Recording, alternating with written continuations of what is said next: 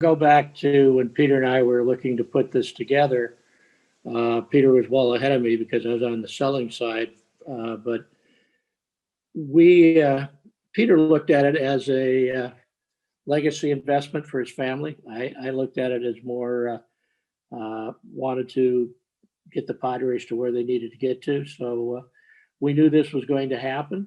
It was a question of when, not if. And frankly, I just, after 61 years of being in business, I started at 15. It was time. And I talked to Peter about it in early September. And we were able to put a deal together fairly quickly.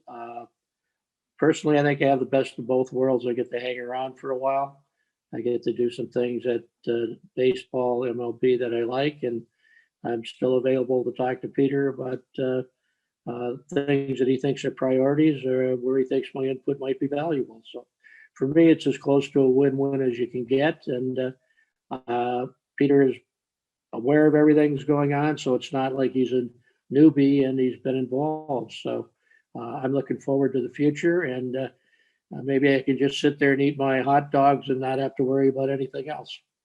You said you guys had thought about this for a while. When did the thought of doing this become serious in your mind? What was the kind of timeline where it really became real? Well, for me, it was actually in 19. We finished 19 in such a bad manner that there was no way I was looking to do it.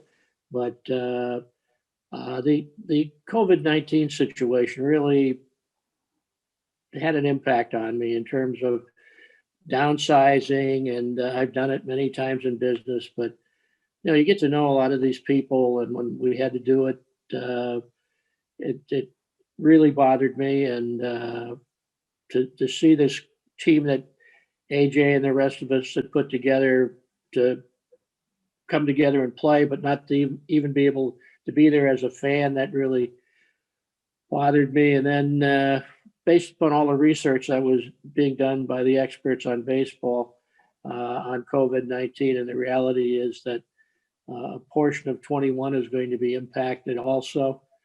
I just didn't, I guess, have it in me to go through this process again. And I talked to Peter in early September and said, I think it's time. And he very graciously, we sat there, and I think in a period of about an hour, we had agreed on what we would do. And he's been a great partner, and I look forward to him being continuing to be a partner, but he in the lead role, me in a supportive role. And I think it's going to be good for the organization. And there's a lot that happened under your leadership, and in concert with Peter and baseball ops. But nobody saw the Hosmer signing coming. That nobody thought the San Diego Padres could spend $300 million on Manny Machado. The trade deadline moves were unprecedented in terms of the volume of work you guys did to try to get closer to moving to that finish line. In your time really pushing a lot of those primary buttons, what was the boldest thing you did, the boldest move, or the most argued, or the thing that turned the corner in your mind that you really pushed for? Well, I think in terms of the fans, maybe they didn't appreciate it at the time, but when we went all in on the 2016 international signing, that's not something the Padres would normally do. So I think that was the biggest thing. But from a Major League Baseball perspective, this might seem strange, but when we were able to get the 2016 All-Star game, to bring it to San Diego, many people in New York, I don't think, realized there was life west of the Hudson or west of the Mississippi. And when they came out here for that All-Star game and they saw what we were all about, they saw Petco, they saw what we were doing out here, they realized that San Diego was a place. I think they accepted maybe San Francisco and LA, but I think that put us on the map, that we are people out here, that we are a good organization, that we have a great ballpark. And that, I think, did as much for us in creating an awareness and an used studies and such. And I think it gave the organization a sense of pride. So two big things happened in 16, but I think from a baseball standpoint, it was the signing and the international signing, but from a perception in Major League Baseball, I think was the All-Star game. and one for Peter, if that's okay.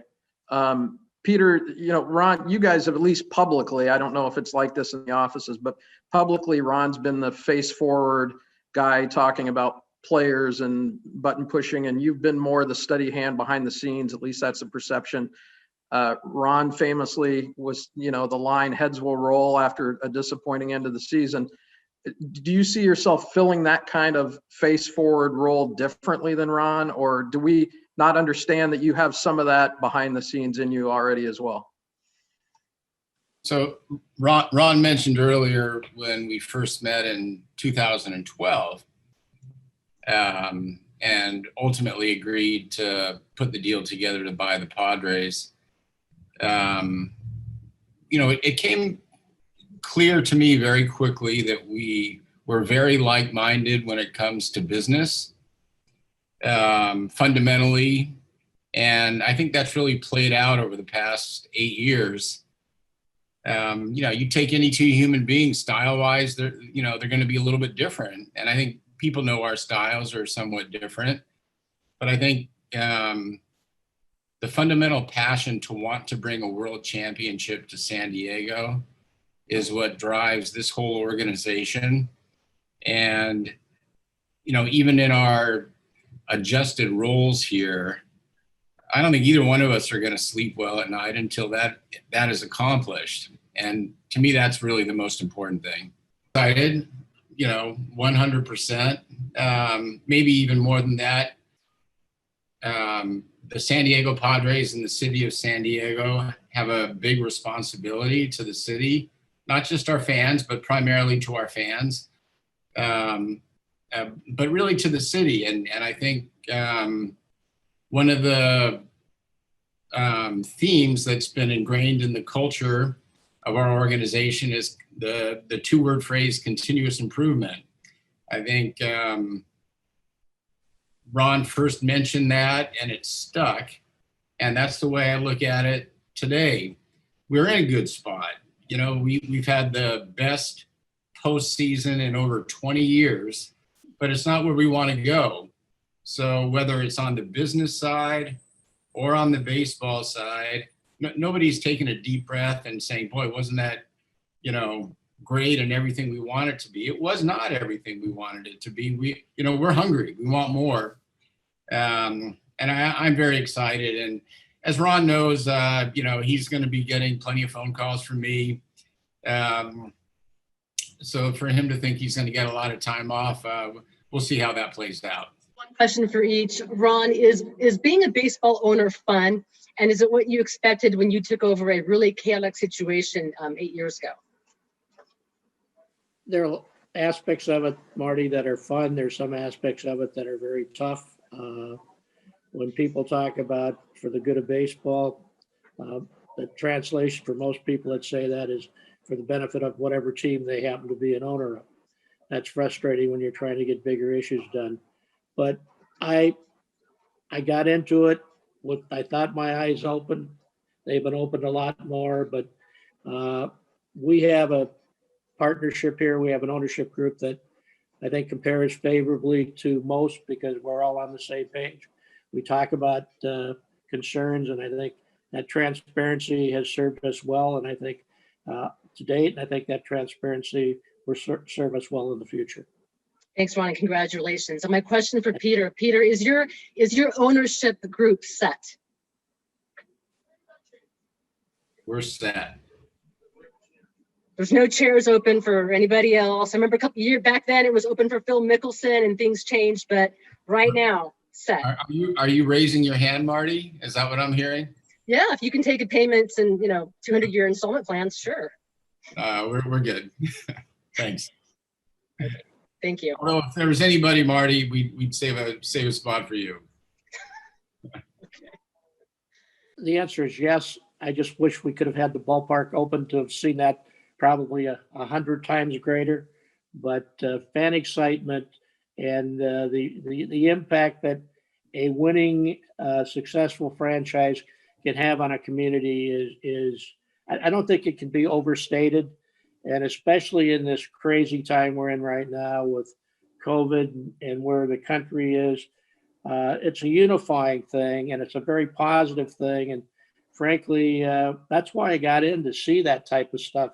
I experienced it on a smaller basis with soccer and the rabid fans and the excitement and the energy they got. That's what we're looking to build in baseball. And the great frustration for me, it's almost surreal, that we have these things going in the right direction and nobody can be there to enjoy it. So to see that happen outside the ballpark was probably the best thing that happened for me this season. Did that surprise you when that kind of celebration just sparked? You know, I had heard from enough people that there was a really enthusiasm, people watching TV, they were paying attention to us. So it really didn't, it was really meaningful, but it didn't surprise me based upon what I had heard.